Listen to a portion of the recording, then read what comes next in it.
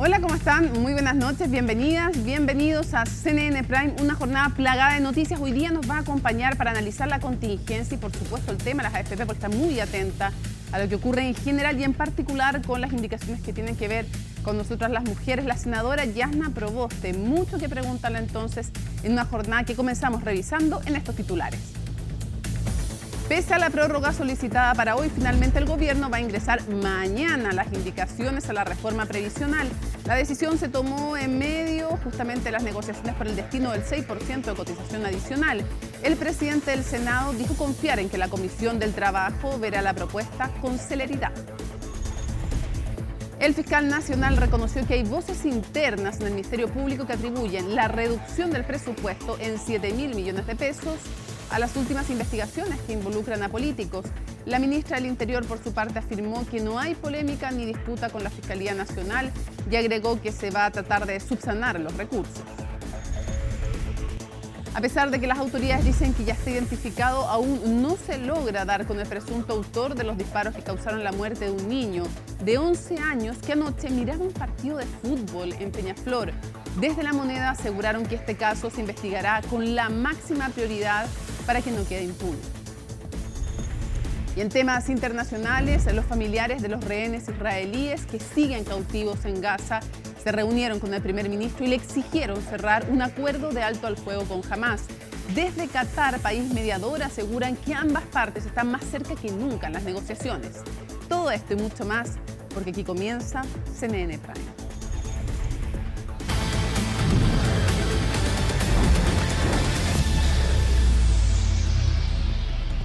Mañana entonces ingresarían las indicaciones del gobierno al proyecto de la reforma de pensiones, una acción que estaba pactada inicialmente para ayer. Para conocer más detalles vamos a tomar contacto con Francisca Cárdenas desde el Congreso. Francisca. ¿Qué tal? ¿Cómo estás? Muy buenas noches. Sí, un acuerdo al que se llegó entre el gobierno y también los miembros de la Comisión de Trabajo del Senado, entre la oposición, de posponer el ingreso de las indicaciones que debe hacer de manera exclusiva el Ejecutivo de la reforma previsional para mañana, después de que se había acordado que el plazo máximo iba a ser hasta mediodía de este lunes. Es que finalmente se pide aplazar este tiempo de ingreso de indicaciones por parte del Ejecutivo para poder negociar principalmente lo que tiene que ver con el 6% de cotización adicional y también este 1%, digamos, que iría aparte, adicional a lo que es este 6%, esta propuesta que se ha hecho de 4,5 y 1,5 también por parte de los parlamentarios durante estas últimas semanas, durante estos últimos días de intensas negociaciones en torno a la reforma y además de un trabajo a contrarreloj, porque solamente quedan 2 semanas para lo que es el receso legislativo de febrero, y lo que quiere el gobierno y varios parlamentarios también es poder despachar ya la reforma en el mes de enero, antes del receso legislativo, para marzo ya no hablar del tema de lo que es la tramitación de la reforma y ver también todo lo que tiene que ver con las elecciones presidenciales y también parlamentarias. A ese acuerdo se llegó entonces durante esta jornada, tras horas de negociaciones entre el Ejecutivo y los distintos senadores durante la tarde, que así lo confirmaron, y lo confirmó así el presidente de la Comisión de Trabajo del Senado, el senador de la UDI, Juan Antonio Coloma, y ya mañana viene todo lo que es ver estas indicaciones una vez que se ingresen, porque no hay una hora determinada por parte del gobierno para ingresarlas, y ya el jueves sería un día de votaciones de estas indicaciones. También podría ser el viernes e incluso extenderse hasta el sábado, según lo ha dicho el presidente del Senado. Pasemos a ver todos los detalles de todo lo que sucedió durante esta jornada y también estas intensas negociaciones entre el gobierno y también la oposición en torno a la reforma previsional en la siguiente nota de Natalia Muñoz. Intensas negociaciones en el Senado y por otro lado en la Cámara propuestas de plebiscito. Es que avanzaba el día y no llegaban las indicaciones de la reforma de pensiones. ¿Van a haber indicaciones hoy día o no? Sí, hay que levantarse más temprano y se leerá mañana. Sí o sí, completo el proyecto, las modificaciones, los acuerdos. Optimismo que duró poco porque en la tarde... Confirmado, mañana se presentan las indicaciones. El calendario está previsto para que este miércoles vote la Comisión de Trabajo y que el lunes sea la Comisión de Hacienda la que revise la reforma. Se adelanta que no habrán acuerdos en algunos puntos. Y estamos trabajando hasta el último minuto en la construcción de un acuerdo de pensiones que mejore las pensiones de los jubilados y las jubiladas. Y en ese esfuerzo hemos encontrado eco y apoyo de gran parte del espectro político. Las negociaciones entre el oficialismo y la oposición se han trabado en puntos clave. Donde sí habría acuerdo es que el aumento de la cotización adicional subiría un punto más y pasaría a 7%, más la utilización de un 1,5% del seguro de invalidez y sobrevivencia. El aporte de los empleadores sería en total 8,5% de las remuneraciones imponibles. Eso ya es uno de los acuerdos, el 6% en forma íntegra va, ¿no es cierto?, a las cuentas individuales. Y nosotros al menos vamos a cumplir siempre los acuerdos, esperamos que el Ejecutivo también lo haga. Sí, porque ocurre que en el bono tabla, ya para financiar eso se quiere juntarlo con un seguro social, con el seguro de invalidez y sobrevivencia, entonces ahí podría haber un espacio también que va a implicar eventualmente un punto más. Las mayores trabas estarían en el acceso del beneficio de 0,1 UF por año cotizado para igualar las pensiones de hombres y mujeres, que según parlamentarios oficialistas dejaría cerca de 400.000 mujeres fuera, ya que para acceder al beneficio se establecieron topes de años de cotización, para mujeres 13 años y hombres 20 años. ¿Cómo se van a hacer cargo de las lagunas previsionales que afectan mayoritariamente a las mujeres? ¿Cómo se va a establecer esta diferenciación del incremento de las pensiones para las mujeres de 0,1 UF que han señalado? Quedan alrededor de 400.000 mujeres que no recibirían este aporte de 0,1 UF por año de cotización, ya no con un tope de 30, sino con un tope de 25.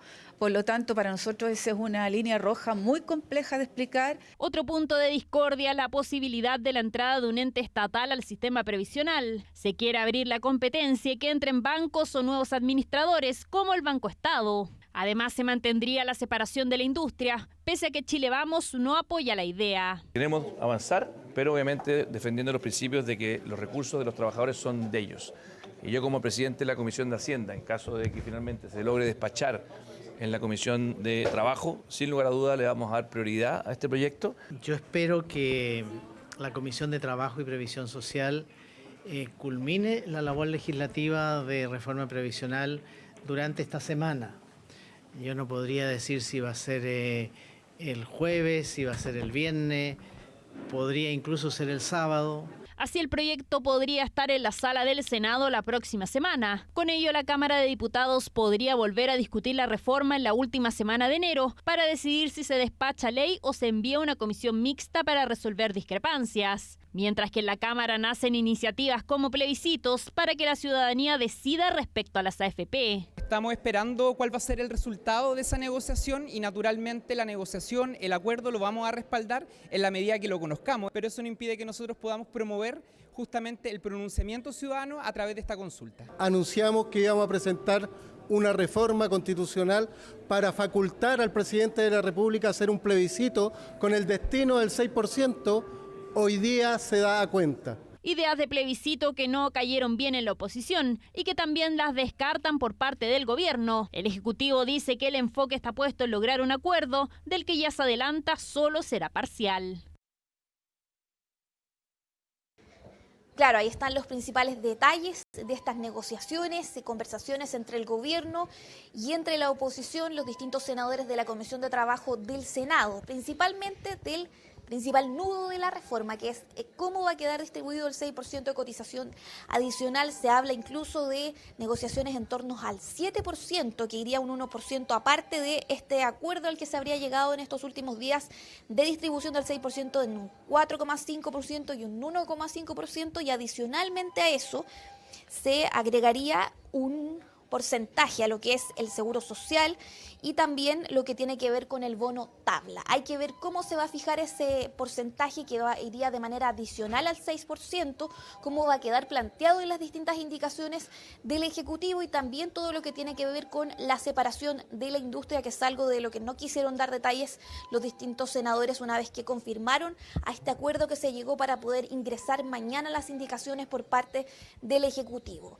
Queda un largo camino, pero poco tiempo, pocos días antes del receso legislativo. Ejecutivo ya viene todo lo que tiene que ver con las votaciones que se pretende hacer durante esta semana, despachar la reforma de la Comisión de Trabajo del Senado, luego la reforma se va a la Comisión de Hacienda del Senado, que preside el senador Felipe Kast, y luego a la Sala del Senado. Después viene toda esta tramitación y la discusión en Sala de la Cámara de Diputadas y Diputados, y si es que hay diferencias en torno al contenido de cómo quede la reforma acá en el Senado, es que podría incluso llegar a una comisión mixta. Todo esto en estas últimas 2 semanas de este mes de enero, que el gobierno pretende poder despachar esta reforma previsional que lleva más de 2 años de ser ingresada al Congreso Nacional.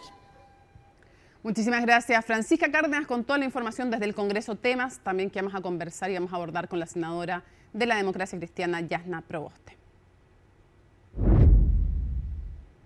Bueno, y el fiscal nacional Ángel Valencia subió el tono debido al recorte presupuestario que afecta al Ministerio Público y apuntó a problemas graves con Hacienda por el financiamiento comprometido, por ejemplo, para ECO el año pasado.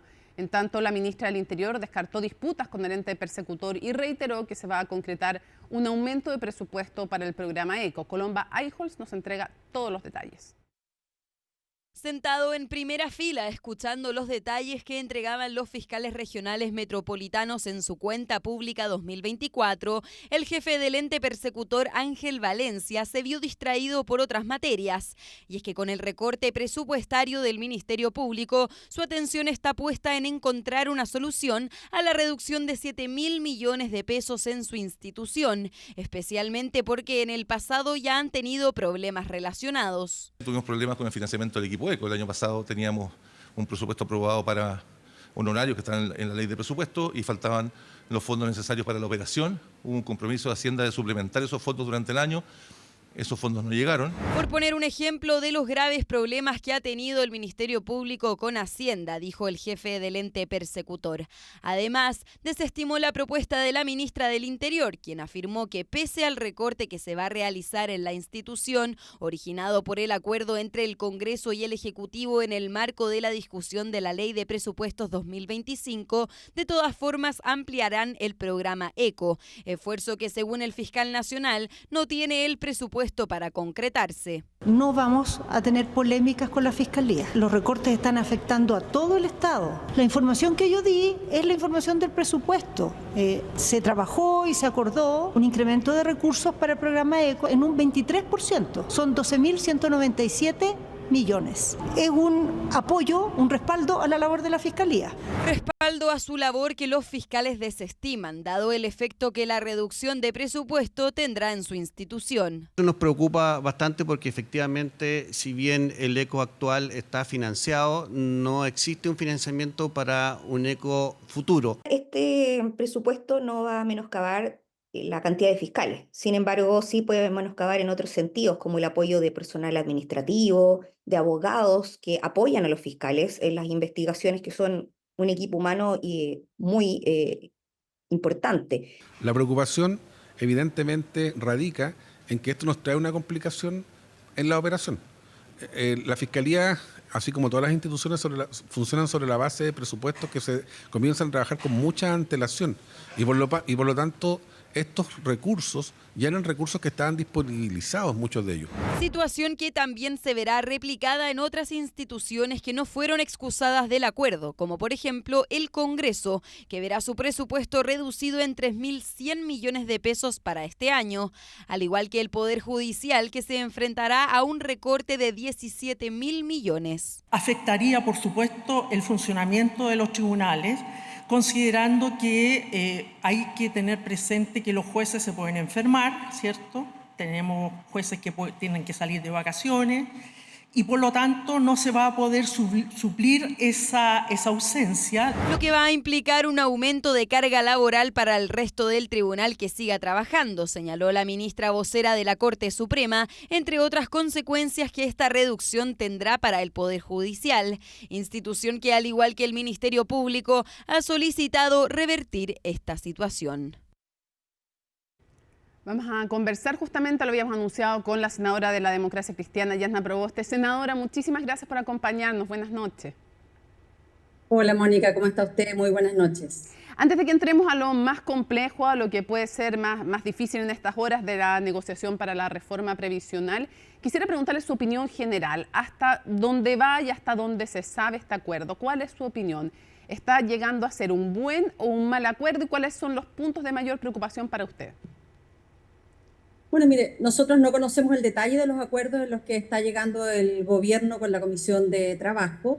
Lo que sí nosotros podemos comentar es del acuerdo muy transversal que hemos tomado un grupo de mujeres senadoras acá en el Senado para establecer en que cualquier acuerdo que se tome debe reconocer la urgencia de poder mejorar las pensiones para las mujeres y terminar además con una situación tan abusiva y discriminatoria que ha generado el sistema de capitalización individual durante estos casi ya 46 años en materia de AFP y de pensiones para las mujeres. Y por lo tanto, yo lo que sí puedo dar cuenta es de este acuerdo transversal de senadoras que hemos alcanzado ya hace bastante tiempo, hemos venido conversando y en el día de hoy se materializó en la presentación de una indicación en este proyecto de ley para poder disminuir la brecha que existe en materia de pensiones entre hombres y mujeres y por lo tanto el Ejecutivo ha planteado esta idea de garantizar estos 13 años de cotizaciones obligatorias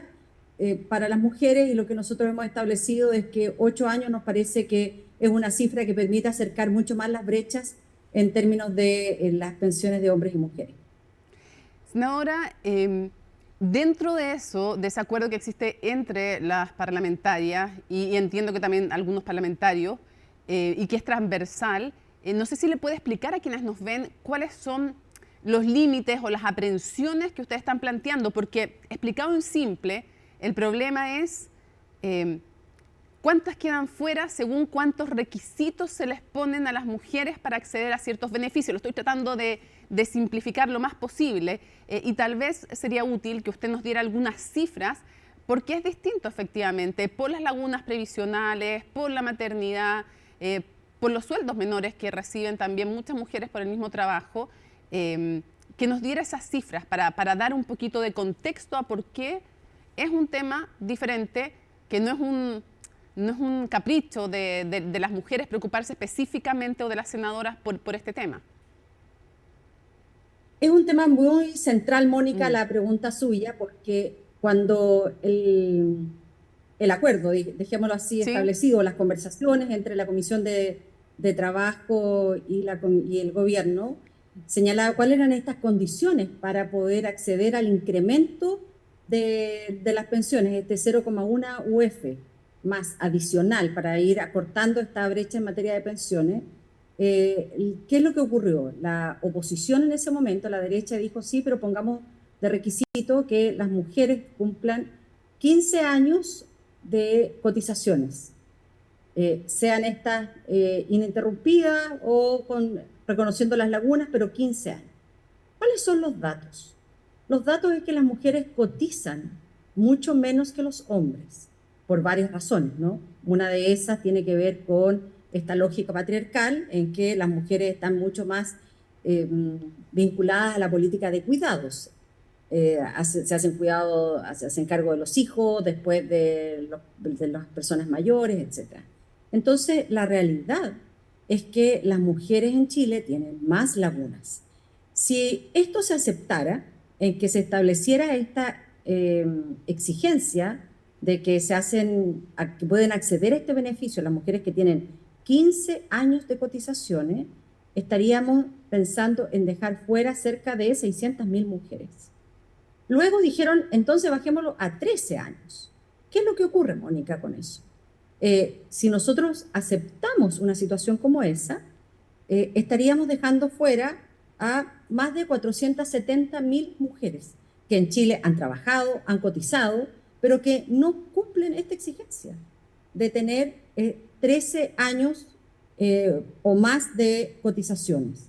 Y por eso que nosotros en las conversaciones que hemos tenido, primero con la senadora Sepúlveda, que es la única mujer que está en la Comisión de Trabajo, y el resto de mujeres que formamos parte de esta bancada transversal, con el propósito de mejorar las pensiones de las mujeres, dijimos, bueno, manteniendo esta regla de dar sustentabilidad al sistema de pensiones, 8 años. 8 años permite que entre un número mayor de mujeres en este proceso y que se mejoren las pensiones, de manera de poder hacer una mayor justicia, porque lo que nosotros hemos dicho, aquí no hay acuerdo posible si es que no se entiende la urgencia de mejorar las pensiones de las mujeres ahora. Y para pasar a otro tema, ¿cómo, si es que se puede, senadora, cómo simplificarlo o sintetizarlo en un concepto, el acuerdo de las senadoras transversal, de izquierda a derecha, es que cuál sería la línea roja con cifra en mano en relación a las mujeres, para quedarnos con ese concepto, más allá del concepto general de si no se mejoran las pensiones para las mujeres, este acuerdo no tiene sentido, que esa es una idea fuerza importante, pero en cifras, ¿cuál sería la línea roja para todas ustedes que han llegado a este acuerdo? Yo creo que esto, Mónica, es bien importante porque a todas nosotras nos importaría colocar temas en este acuerdo, sí, ¿no?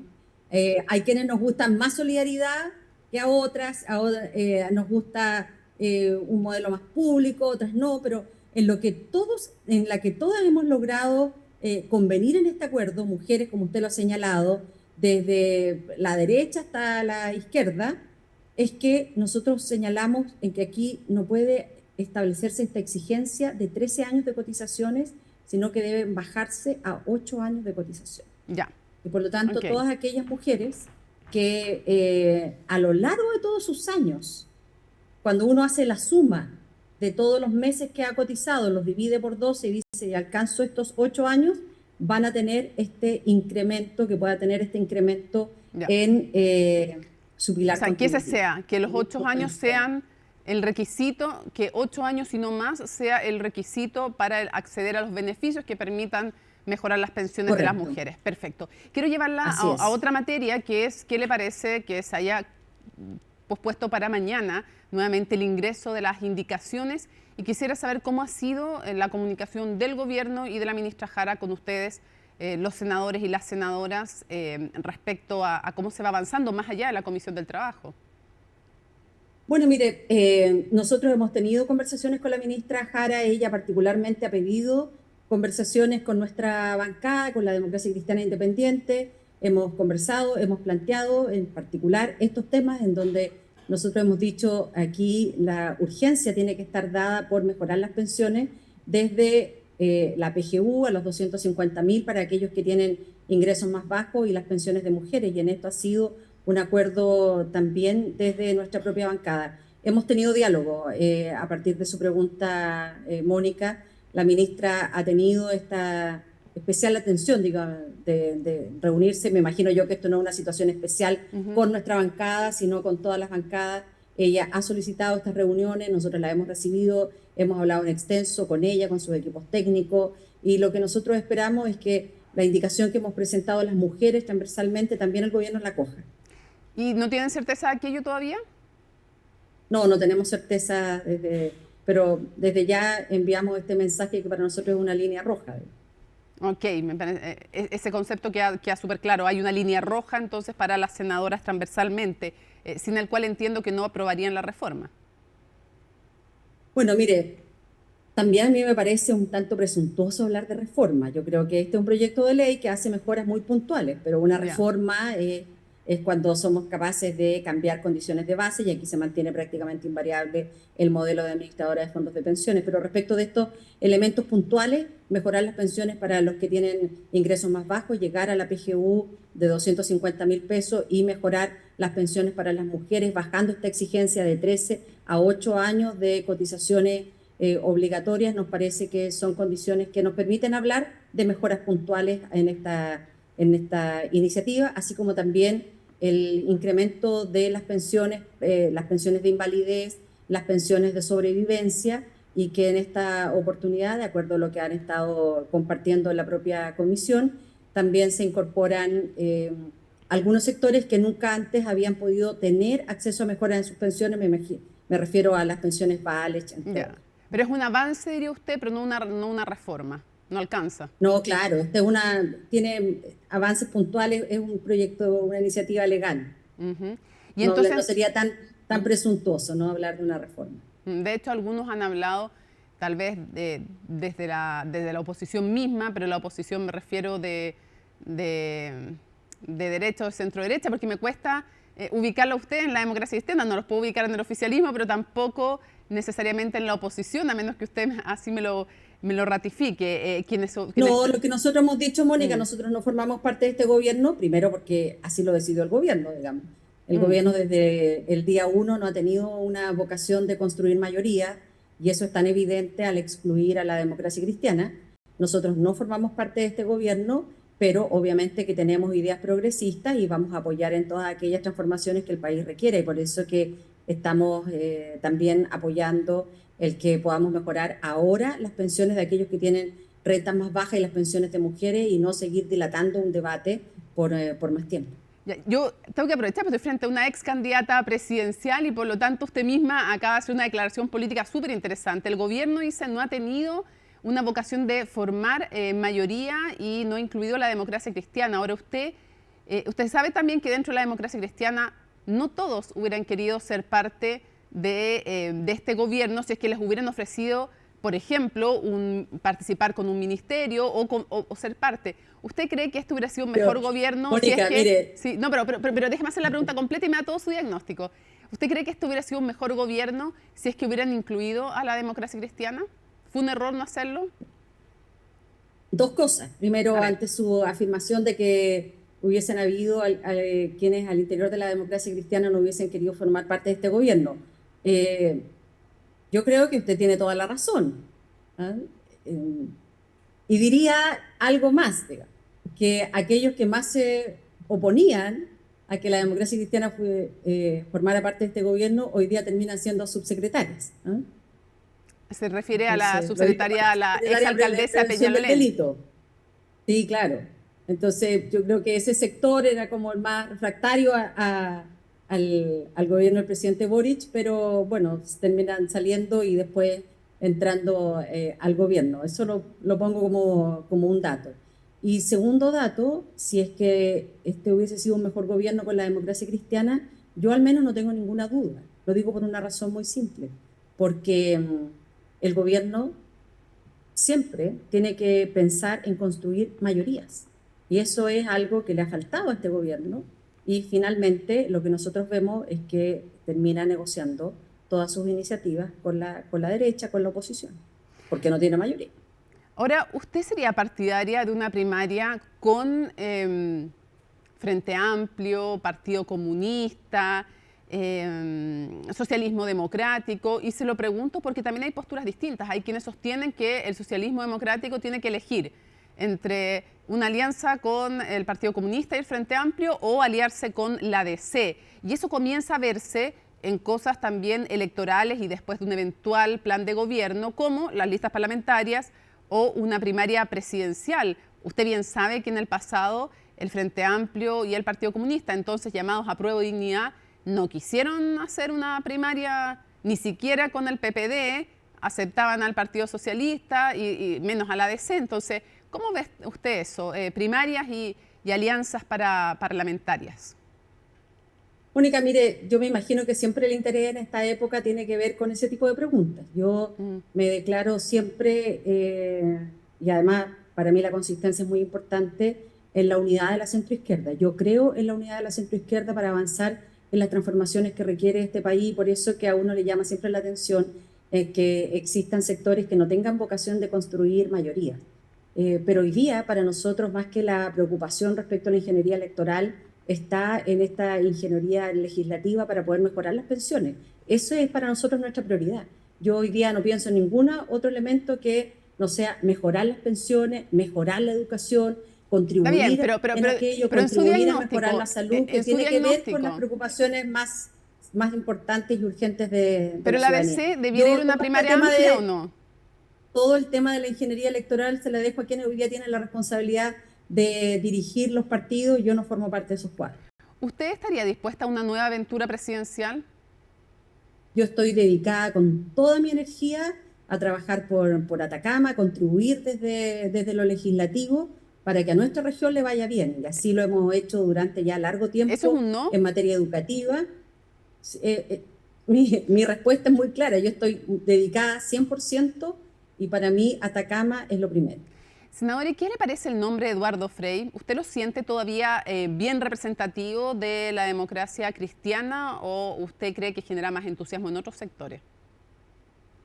Mire, yo creo que el tema y el debate de los nombres es posterior al proyecto que se le quiera presentar al país. Y a mí eso es lo que más me interesa. ¿Cuál es el tipo de proyecto que nosotros vamos a presentar al país que se haga cargo de estos anhelos, de estas esperanzas, de poder salir también, Mónica, de la mediocridad en la que hoy día nos encontramos?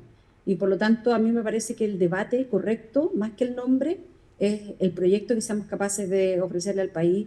Y en eso no tengo aprehensiones con ningún nombre, a priori. No descarto ni apoyo a ningún nombre en particular. Lo que creo es que la unidad de la centroizquierda, la unidad política y social, tiene que colocarse en el centro de nuestra preocupación. Y en este caso, tenemos que ser capaces de probarla en el sistema de pensiones. Y creo que eso es lo más relevante en el día de hoy. ¿Qué es la centroizquierda? ¿Desde dónde hasta dónde? Desde la democracia cristiana hasta los partidos que hoy forman parte también de esta coalición de gobierno. ¿Y la postura internacional del Partido Comunista a usted no le hace ruido? ¿No le genera como como a otros les generó, antes estaban en la ADC, ahora no están, y algunos que siguen estando, no les genera ni una complicación de poder formar gobierno eventualmente con ellos? Bueno, mire, uno puede tener amistades y afectos, eso no significa compartir todas sus posturas. Lo digo también respecto de uno mismo, ¿no? Y por lo tanto, lo que uno tiene que colocarse de acuerdo es en el proyecto político que quiere para las y los ciudadanos en nuestro país. Y yo creo que en eso la centroizquierda tiene mucho más que ofrecer al país de lo que hoy día puede ofrecer la derecha. Y lo vamos a ver en el sistema de pensiones.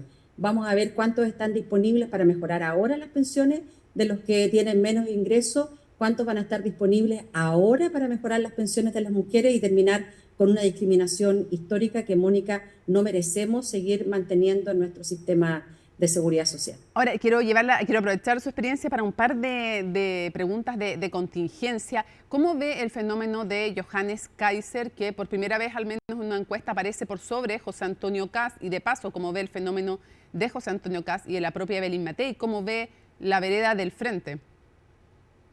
Mire, uno ve estas encuestas, pero la verdad, yo prefiero ver lo que ocurre en el espacio, en el entorno que uno se desarrolla. En el espacio legislativo, lo que nosotros tenemos es que hay sectores que buscan permanentemente obstaculizar las mejoras para la ciudadanía, y yo a ellos los encasillo en esa línea. Así que yo esperaría más bien hablar de nuestros candidatos o candidatas cuando los tengamos en un momento definido.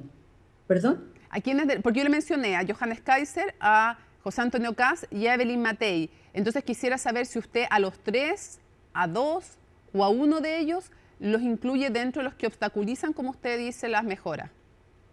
Es que ¿sabe lo que pasa, Mónica? Yo de verdad no estoy disponible a gastar un minuto de mi tiempo en candidatos de los cuales no tengo ninguna cercanía. Prefiero hablar de lo que hoy estamos haciendo. Y nosotros hemos sido capaces de poder construir una voluntad, con una voluntad de acuerdo, con una voluntad de mayoría, de poder congregar a mujeres muy diversas para decir basta en que este sistema de pensiones nos siga. Yo entiendo eso, pero Evelyn Matei entonces, es la líder. Ahí está puesta nuestra. Sí, pero es que Evelyn Matei es la líder de la senadora. Pregúntele a quienes la consideran, pero pregúntele usted a quienes la consideran su líder, pues no me pregunte a mí. No, pero se lo decía porque con la gente que la considera su líder, usted ha estado también creando esta especie de consenso, de acuerdo, y yo pensaba que a lo mejor Evelyn Matei usted la consideraba alguien que ha impulsado esos acuerdos o no sé. No, mire, esto es un trabajo particularmente en este acuerdo muy transversal. Me imagino yo que usted se refiere a la senadora Paulina Núñez. Por ejemplo. Militante de Renovación Nacional, con quien hemos tenido acuerdos muy importantes para sacar reformas en beneficio en favor de las mujeres. Y nosotros hacemos este trabajo, este esfuerzo que tiene que ver con colocar en el centro algo en lo que nosotros creemos. Cuando planteamos, Mónica, por qué se requieren más mujeres en los espacios legislativos, creo que el sistema de pensiones también nos permite demostrar por qué hoy día estamos colocando este tema en el centro del debate. Si la discriminación viene hace muchos años, pero claro, antes eran tan pocas las mujeres que era difícil que este debate se visibilizara como lo estamos haciendo en el día de hoy. Entonces, su opinión sobre... uno también espera que podamos avanzar en una mayor participación de mujeres en estos espacios. Su opinión respecto de unos puntos que han estado, noticias que han estado en la contingencia. Lo primero, ¿a favor o en contra de una estatua para el expresidente Sebastián Piñera, ahí donde están las otras estatuas de expresidente? Mire, yo me acabo de enterar por un colega suyo de esta situación. Yo no he escuchado a nadie de la oposición en este momento plantearlo. Me parece que es absolutamente legítimo, no tengo dudas de eso. Ya. Y hablando de expresidentes, ¿cómo vio usted todo el episodio? ¿Cómo lo podría resumir el episodio de la fallida compra de la casa del expresidente Salvador Allende? Como usted lo plantea, una idea fallida del gobierno desde el principio hasta el último momento.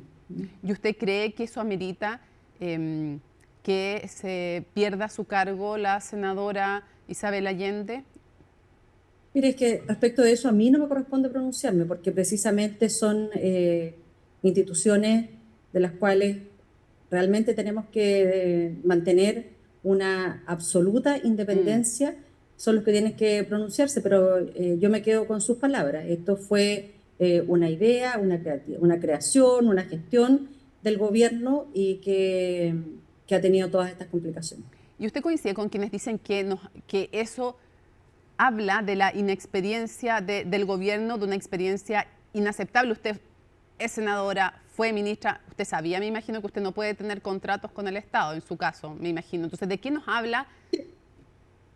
A mí me parece que este es un procedimiento muy mal pensado, peor ejecutado, y me parece muy lamentable que un proyecto que fue ideado, que fue creado, que fue diseñado, que fue ejecutado por el gobierno, finalmente termine de esta forma dañando el prestigio y la imagen de un expresidente. Quisiera preguntarle también respecto de un tema que ha estado bien en la polémica y tiene que ver con ustedes, los parlamentarios, que es el recorte presupuestario que termina afectando a la justicia y al Ministerio Público. Más allá de que el gobierno está diciendo que va a subsanar aquello, en fin, y hay toda una discusión, el fiscal nacional Ángel Valencia sostiene, sí, hay quienes dentro del Ministerio Público piensan que esta disminución puede tener que ver con las investigaciones a políticas y políticos.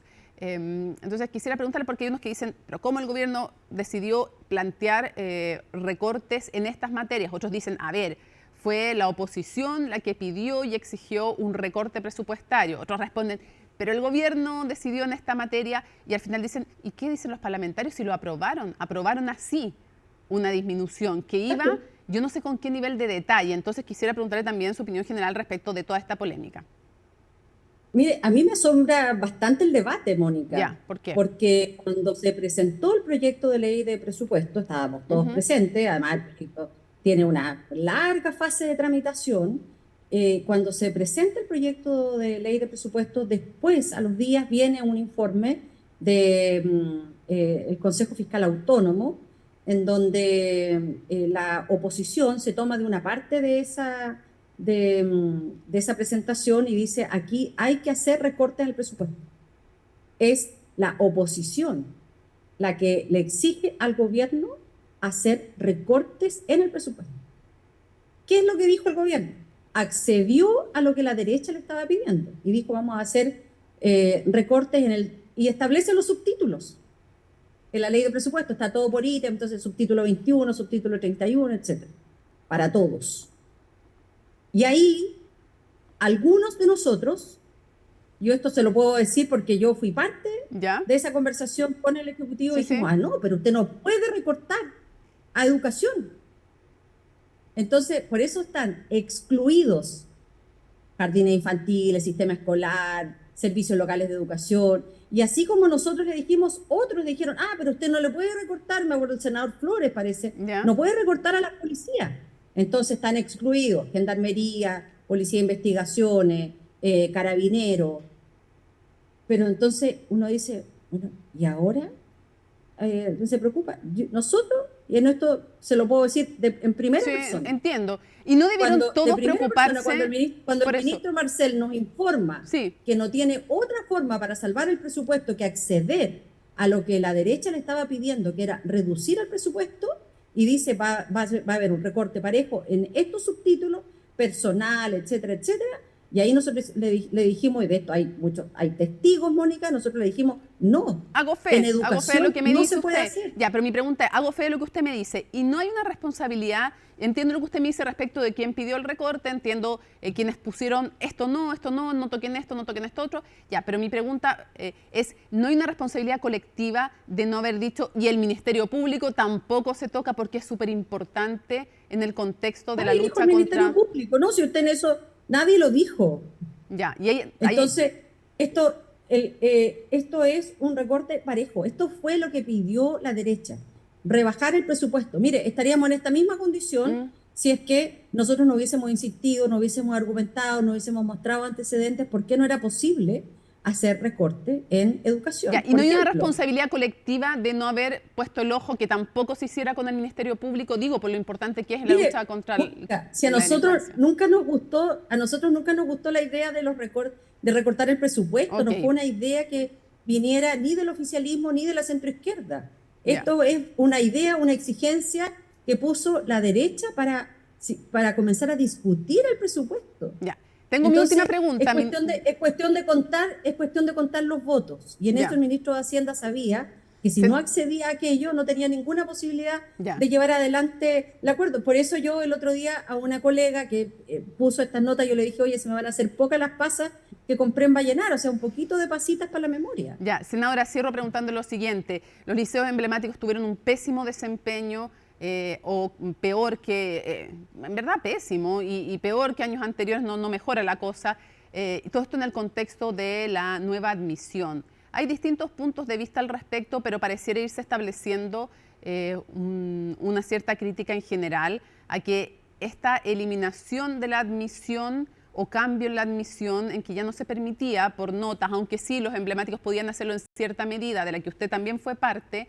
Usted, bueno, fue ministra de Educación, así que maneja claramente el tema, fue parte de quienes impulsaron también esa reforma, que fue finalmente dañina para los liceos emblemáticos en el contexto de un país que todavía no tiene una educación pública que sea movilizadora socialmente al nivel de lo que eran para los estudiantes más brillantes estos liceos emblemáticos. ¿A qué atribuye usted, como senador y como ex ministra de Educación, la baja en los liceos emblemáticos, y si usted tiene alguna crítica a la implementación o autocrítica también respecto de esto, del cambio en el sistema de selección, para cerrar la entrevista?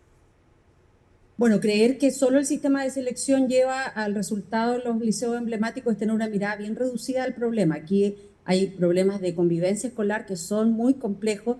Nosotros hemos tenido reuniones con todos los colegios emblemáticos, representantes de profesores y directivos de colegios emblemáticos de Santiago desde hace ya largo tiempo, escuchando, acogiendo. Hemos presentado modificaciones al sistema de admisión escolar, algunas que ya son ley de la República, otros que están en proceso, pero además de los problemas de convivencia y serios problemas de infraestructura también en los establecimientos emblemáticos. Y lo que sí yo le puedo comentar, Mónica, es que nosotros ya el año 2023, para la discusión del presupuesto, para aprobar el presupuesto del año 2024, suscribimos un protocolo con el gobierno en donde uno de los puntos, esto hay medios de verificación, es público, uno de los puntos era poder tener un plan para los liceos emblemáticos. Durante el año 2024 no se avanzó nada respecto de esa materia, acordada con el gobierno el año 2023. Este año hemos vuelto a colocar como parte de las condiciones para aprobar el presupuesto del año 2025 es que existe este plan de liceo emblemático. Nosotros, insisto, nos hemos reunido con los liceos emblemáticos, no en la comisión, pero varios integrantes de la Comisión de Educación encabezados por el propio presidente del Senado. Lo hicimos así en el mes de noviembre, antes de la aprobación de la ley de noviembre del año 2024. Por lo tanto, yo creo que aquí lo que se requiere es tener una mirada integral para los liceos emblemáticos y también para el conjunto de otros establecimientos, tal como hoy día lo tenemos en el Plan Atacama, que fue parte de una crisis muy extendida, muy visible, en donde a partir del esfuerzo de los propios dirigentes del Colegio de Profesores se hace visible una realidad que no está solo en la región de Atacama. Pero bueno, a partir de eso, hoy tenemos un plan en la región de Atacama, el Plan Atacama, con infraestructura, con mayores recursos, con un plan pedagógico, con apoyo de las universidades. Esto lo tenemos que hacer entre todos. Senadora, ya vamos a tener tiempo de volver a profundizar en esa materia cuando sepamos además los resultados de esta comisión que va a hablar sobre el sistema de admisión. Muchísimas gracias por habernos acompañado. No, muchísimas gracias a usted, Mónica. Que tenga muy buenas noches. Buenas noches. Bueno, esto es lamentable, pero un partido de fútbol terminó en tragedia. Un niño de 11 años fue asesinado en una balacera en la comuna de Peñaflor. El gobierno ya anunció que va a interponer una querella y un reforzamiento de los planes de seguridad de esa comuna rural. Pablo Figueroa con el informe. 8:26 nos vamos a Peñaflor, donde en las últimas horas se desató la tragedia con el asesinato de un niño de 11 años. Se desarrollaba en esta cancha un partido de fútbol. Durante ese partido hubo una discusión. Se pelearon, se acercaron toda la gente a ver la pelea, todos los niños, todo lo tal. Ya, y el compadre saca una pistola y empieza a disparar a mansalva. A mi nieto ahí le llegaron los balazos. Y sentí una frenada fuerte y de ahí una ráfaga de bala, que esto es habitual, sí, acá, no es primera vez. Con mucha rabia, con mucha tristeza, el sentir cómo nuestras comunas rurales van quedando solas. Relato contado por testigos y quienes tienen la responsabilidad de aclarar un crimen en el que un niño de 11 años falleció tras recibir 3 impactos de bala, tras una riña ocurrida en una multicancha en Peñaflor durante un partido de fútbol. Y aumento del uso de armas de fuego en estos hechos que deberían ser encuentros deportivos y sanos, y se transforman finalmente en una balacera donde termina un niño que está viendo un partido de 11 años fallecido. En el lugar tenemos a lo menos 3 evidencias balísticas. El hecho ocurrió este lunes cuando un grupo de personas disputaba un partido de futbolito en una multicancha. Una riña entre los participantes habría desencadenado el intercambio de disparos, donde además del fallecimiento del menor también hay un hombre el que sigue en estado crítico. Todos los homicidios se enfrentan con prioridad, pero este en particular, por sus características, que está a cargo de su investigación la Policía de Investigaciones, se está poniendo todo el esfuerzo y todos los recursos para dar con los culpables de este crimen atroz, imperdonable. Ya en la noche tenían identificada una de las personas que disparó. Además, el gobierno anunció una querella contra los presuntos responsables. Con el propósito de empujar el proceso judicial y que esto nos permita a la brevedad no solo dar con el responsable, sino que pague las penas máximas que establezca la ley para un hecho tan lamentable. Desde la Defensoría de la Niñez alertaron que en 2024 un total de 51 niños y niñas y adolescentes fallecieron producto del uso de armas de fuego. Que nos encontramos recabando todos los antecedentes del caso que nos permitan establecer las acciones que nos corresponden según nos faculta la ley. Esto es gravísimo y lo lamentamos profundamente. Las armas están al alcance de cualquiera. Un niño de 18 años termina matando a un niño menor de edad. Eso tenemos que pararlo, pero la manera de pararlo de manera sistémica es haciendo una reingeniería al sistema de control de armas y terminando con este mercado negro de armas en Santiago y en Chile. En el marco del Plan Calle Sin Violencia se fiscalizaron más de 68.000 armas inscritas y se entregaron voluntariamente 4.700 y más de 111.000 municiones en 2024, pero en Peñaflor no está dentro de las comunas donde opera la gestión policial desarrollada por el gobierno desde abril de 2023. La dotación que nosotros tenemos de carabineros y también de la Policía de Investigaciones obedece a una comuna rural, sin esta mirada urbana que requiere atención con urgencia, que requiere aumentar, insisto, la dotación. Voy a ponerme en contacto con el alcalde para ofrecerle que desarrollemos una mesa jurídico-policial y podamos ver con detalle los antecedentes sociodelictuales y las estrategias para su comuna. Son 76 las comunas a nivel nacional en que se aplica la iniciativa del gobierno, a la cual Peñaflor espera poder entrar para evitar crímenes como el de esta semana. 6.385 millones de pesos. Ese es el perjuicio fiscal que habrían provocado los hermanos Álvaro y Antonio Jalaf por declaraciones de renta falsas y omisión de una declaración de impuestos según la Fiscalía Metropolitana Oriente. Un detalle que se entregó en la segunda jornada de formalización a 20 imputados del caso Audio y caso Factop, que va a continuar mañana miércoles con los vínculos de la Rainvial. La nota es de Estefanía Bustamante. Señorita, por favor, no vamos a hacer declaraciones, ¿ah? Hasta después de la formalización. No, ustedes me están empujando. En algunos la paciencia escaseaba incluso antes de llegar al segundo de lo que seguramente serán varios días de formalización, mientras que otros ya se hacían la idea de la extensa imputación de cargos. Y van a ser varios días, 180 hojas de formalizaciones, así que paciencia. Vayan a comprar agüita, hidrátense, busquen sombra. Porque al interior los fiscales continuarían la lectura de aquellas 187 páginas, varias de ellas con importantes cifras como el daño fiscal que habrían provocado los exconsultores del Grupo Patio, los hermanos Álvaro y Antonio Jalaf. El perjuicio fiscal ocasionado por Álvaro Ignacio Jalaf Sanz y Antonio William Jalaf Sanz asciende a la suma de 6.385.805.336 pesos. Según la cifra actualizada, los Jalaf habrían dejado de pagar 6.385 millones de pesos en impuestos tras declarar ingresos menores a los que efectivamente recibieron entre 2020 y 2024. Ambos están acusados de emitir declaraciones falsas y solo Antonio Jalaf por omitir una declaración de impuestos. Bien. ¿Don Antonio Jalaf entendió los hechos por los cuales está siendo formalizado? Sí, entendí. Don Álvaro Jalaf, la misma consulta para usted. Sí, su señoría. Luis Hermosilla y Leonarda Villalobos también habrían emitido declaraciones falsas. Al primero se le detectaron montos considerablemente mayores a las rentas informadas en el Servicio de Impuestos Internos. Por otro lado, a los hermanos Daniel y Ariel Sauer, más su padre Alberto Sauer, se les apunta por emitir facturas falsas. Vamos a ver que han pasado cosas muy relevantes. Eso es una afirmación antojadiza de la fiscal al inicio. Y después vemos cuando empieza a describir los hechos, y lo escuchamos todos, aparecen enunciados todo tipo de personas y no aparece nunca más Luis. Y aparece este señor, y aparece el otro, y aparece este abogado, y aparece el otro, y no aparece Luis. Lo que sí apareció en los hechos descritos fueron las supuestas maniobras engañosas y fraudulentas que habrían realizado ejecutivos de la Larraín Vial junto a los excontroladores del Grupo Patio para hacer frente a los 28 millones de pesos en deudas que mantenía Antonio Jalaf. ¿Llegaron a algún acuerdo con el Ministerio Público respecto a medidas cautelares? El entonces director de la Larraín Vial, Manuel Bulnes, más otros imputados como Cristian Menichetti, Claudio Yáñez, Felipe Porcio y los hermanos Jalaf comenzaron a planificar el fondo de inversión público que sería administrado por la Larraín Vial Activos. El verdadero objeto del fondo era pagar las deudas que el imputado Antonio Jalaf Sanz mantenía con diversas sociedades o empresas no bancarias, pero además tanto con sociedades propias como con otras en que participaban Álvaro Jalaf Sanz y Cristian Menichetti Pilasi, así como también las deudas que mantenía con Factop S.p.A., cuyos fondos provenían de ilícitos. Estamos en el proceso de aclararlo. Está tranquilo eso. ¿Qué se espera para esta jornada? ¡Él no tiene la culpa! No, seguir escuchando lo de la fiscalía. Otra controversia generó la declaración de Daniel Sauer en Fiscalía, donde comentó las conversaciones con Luis Hermosilla en Capitán Llaver.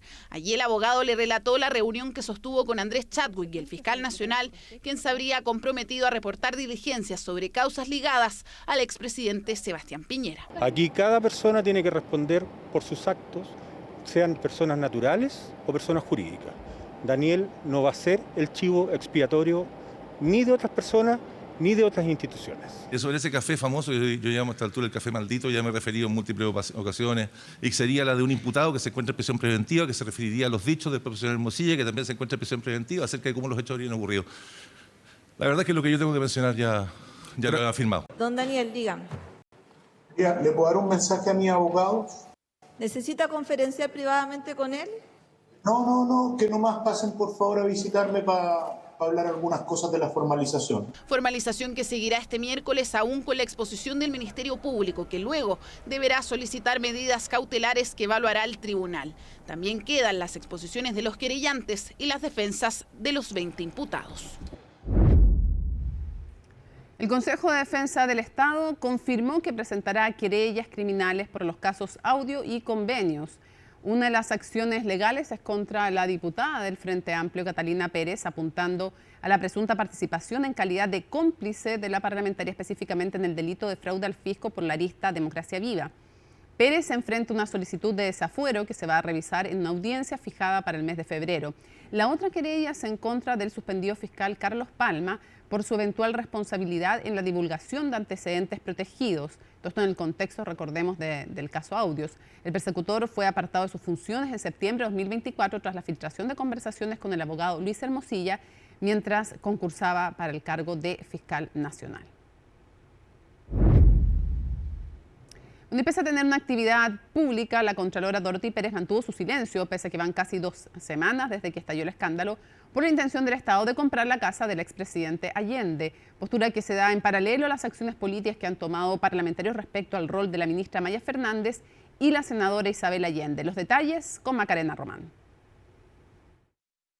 ¿Cuál cree usted, contralora, que deben ser cambios quirúrgicos específicos? No tuvo problemas en contestar las preguntas de un encuentro de políticas públicas, pero sí las de contingencia. ¿La Contraloría no ha cometido ningún error en este proceso? Gracias. ¿Se le está atribuyendo responsabilidad a la Contraloría que no tiene Contralora? ¿Contralora? Es que fue la Contraloría que en noviembre tomó razón de la compra por parte del Estado de la casa del expresidente Salvador Allende, un proceso en el que después nuevamente tenía que participar la entidad, donde dicen probablemente hubiera hecho saber su rechazo, es que parte de quienes vendían el inmueble son actuales funcionarias públicas, la ministra Maya Fernández y la senadora Isabel Allende. Hoy día hay un ministro, el ministro de Bienes Nacionales, que ya tomó posesión de su cartera, que ha estado trabajando al interior de los equipos, que se refirió a esta materia hoy día en la mañana, y como siempre en todos estos ámbitos, ¿verdad? Como gobierno estamos disponibles para contribuir en todas las instancias que se requieran. Una de esas instancias será la comisión investigadora que fue aprobada este lunes en la Cámara de Diputados. A través de sus sesiones se indagará sobre eventuales responsabilidades, todo porque la Constitución prohíbe celebrar contratos con el Estado a los funcionarios públicos. Vamos a estar atentos para que el gobierno no siga cometiendo estas irregularidades y menos que siga subestimando a los chilenos. Hubo inhabilidades, tienen que responder y no traten de justificar lo injustificable. Que hay un cuestionamiento ético que es legítimo, que hay un cuestionamiento político que también lo es, porque acá la situación es grave. Esto se debió haber previsto antes en los distintos niveles que revisaron, ¿verdad?, este procedimiento contractual, y no se levantó ninguna alerta ni por parte del Ejecutivo ni por parte de la familia respecto de que esto era absolutamente inviable. Eso sí, este martes fue la propia senadora Isabel Allende quien voluntariamente se presentó en la Comisión de Ética para exponer su postura. Vino a dar cuenta a la comisión de lo que ella había vivido, de lo que ha ocurrido, y no pidió absolutamente nada a la Comisión de Ética. ¿Y no van a volver a recibirla? ¿No hay otra No, es que no es necesario. Yeah. Su participación en la comisión se da un día después de la ida de los republicanos al Tribunal Constitucional y de la confirmación por parte de integrantes de Chile Vamos de sumarse a este tipo de acciones. Esperamos encontrar argumentos, ojalá distintos, para ponerle más peso y más sustento a algo que es demasiado obvio. Si la Constitución no da para interpretación, cesará en sus funciones el parlamentario que contrate. Hasta ahí, a nuestro juicio, basta y sobra. Por tanto, lo que corresponde jurídicamente es concurrir al Tribunal Constitucional, y va a ser esta instancia la que va a resolver, esperamos, con total objetividad, si estamos o no en presencia de un ilícito constitucional. El requerimiento de Chile Vamos en contra de las senadoras ingresará este miércoles o jueves, claro que teniendo un antecedente. Desde el retorno a la democracia, el TC nunca ha fallado a favor de cesar un cargo parlamentario. Esperamos que el Tribunal Constitucional, en función de lo dispuesto en el artículo 93 y siguiente de la Constitución, resuelva conforme al mérito de lo que significa una acusación de esta naturaleza. El nuevo ministro de Bienes Nacionales confirmó en Tele 13 Radio la apertura de un procedimiento disciplinario dentro de la cartera para entender dónde y cómo se cometieron los errores, con la intención implícita de no volver a repetirlos.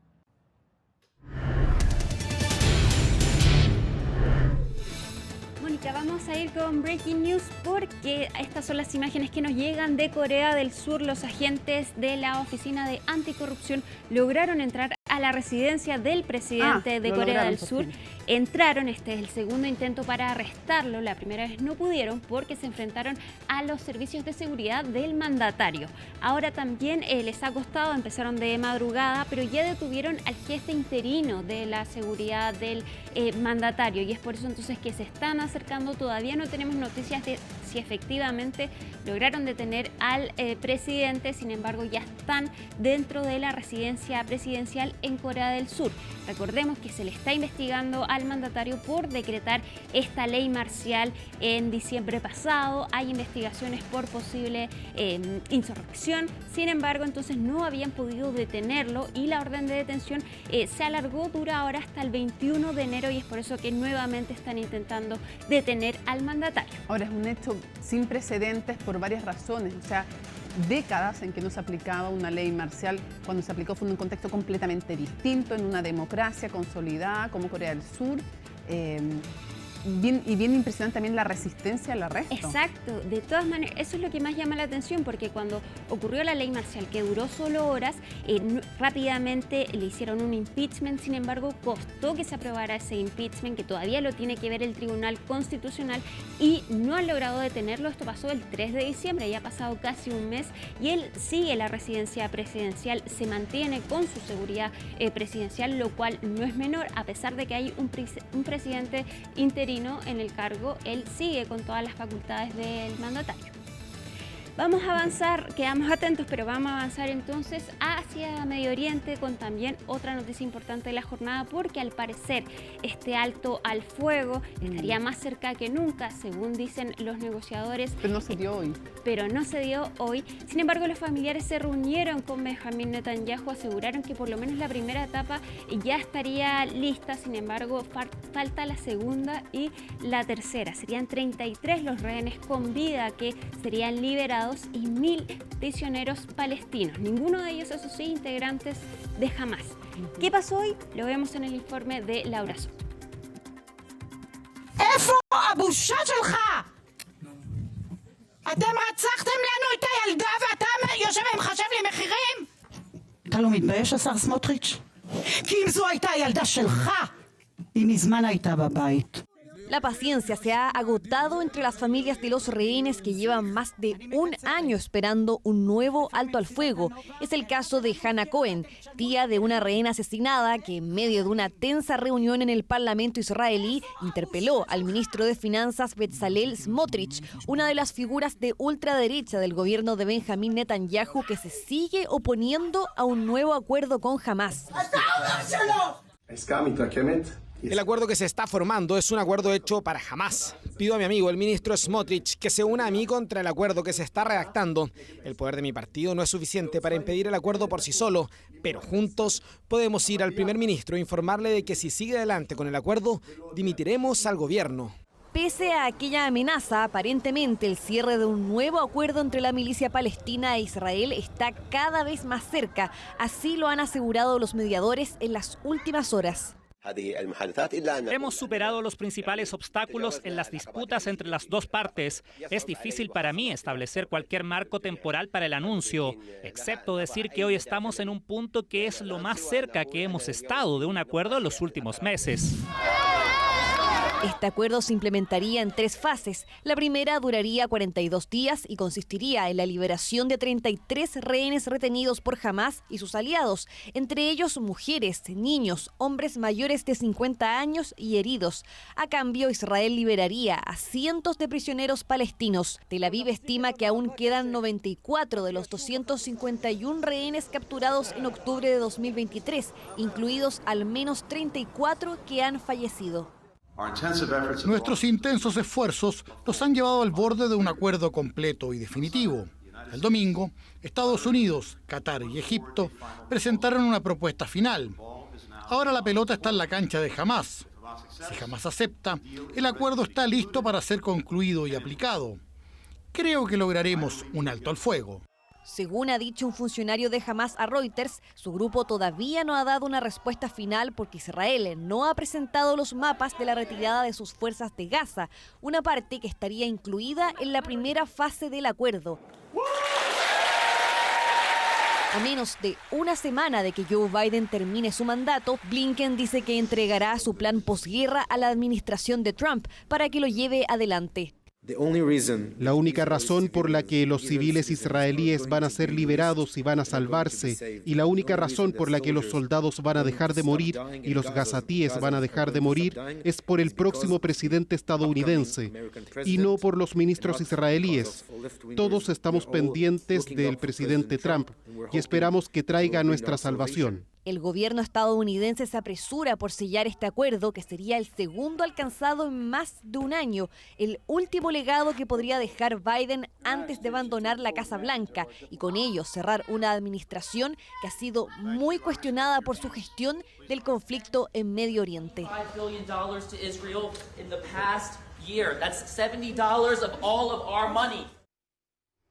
Acuerdo entonces que por lo menos por el día de hoy no se firmó, no tuvimos novedades de eso, pero sí las rondas de conversaciones se llevaron a cabo en Qatar, donde también este país está actuando como mediador. Quedamos atentos a eso y vamos con una noticia que también se conoció durante la tarde. Estados Unidos decidió sacar de la lista de estados que promueven el terrorismo a Cuba. Esto lo hace la última semana la administración de Joe Biden, una decisión que había tomado Donald Trump también en la última semana de su gobierno, por lo que es probable que Donald Trump, cuando asuma la presidencia, revierta esta decisión. En este listado están países como Corea del Norte, Irán y Siria. Y según Estados Unidos, habría sacado entonces a Cuba de este listado para facilitar el diálogo con el Vaticano para liberar a presos cubanos. De hecho, después de que se conoció esto, Cuba confirmó que va a liberar a más de 550 presos. No ha dicho qué tipo de presos son, si efectivamente son los presos políticos que fueron detenidos después de las últimas manifestaciones en Cuba, pero también hay que ser claros en que esta decisión podría ser revertida por Donald Trump, quien va a asumir la presidencia el lunes. Y es por eso que los mismos cubanos son cautelosos en esta decisión. Escuchemos. Habría que ver qué hace Trump después, pero conociéndolo como es, posiblemente sí, todos se quiten en esta semana y de repente venga Trump y todo vuelve para atrás. Lo veo una acción, en ese caso sí un poquito inútil, porque ¿cuántas ventajas vamos a tener por cuánto tiempo? ¿Un par de semanas, un par de días, unos cuantos días? Arbitrariamente, como bien dice el término, incluir un país injustamente en una lista de este tipo realmente es detestable. Entonces nuestro país tiene todo el derecho de defenderse ante eso, de condenar ese propio hecho, y que nos saquen de esa lista es una muestra de nuestra soberanía, de nuestra independencia. El último respiro, él prometió muchas cosas realmente al principio, que iba a ayudar a Cuba de muchas maneras que realmente no está cumpliendo, pero será su buena voluntad del final. Mónica, pasamos rápidamente a Reino Unido porque hoy día la princesa de Gales, Kate Middleton, confirmó que su cáncer ya está en remisión. Hoy realizó su primera actividad en solitario de este año. Fue al mismo hospital donde ella recibió el tratamiento y después de esta visita hace una publicación en Instagram donde entonces confirma que el cáncer ya está en remisión. Casi un año después de que confirmara este diagnóstico, la princesa de Gales entonces confirma que ya está en remisión y de a poco entonces va a retomar su agenda pública. Sí, imposible en cualquier caso siempre es una excelente noticia cuando hay niños pequeños, hijos pequeños con mayor razón. Exacto. Muchas gracias, Alicia. Nos vamos rápidamente a la pausa y volvemos con más. Don Rodrigo Herrera va a estar con nosotros aquí en CNN Prime.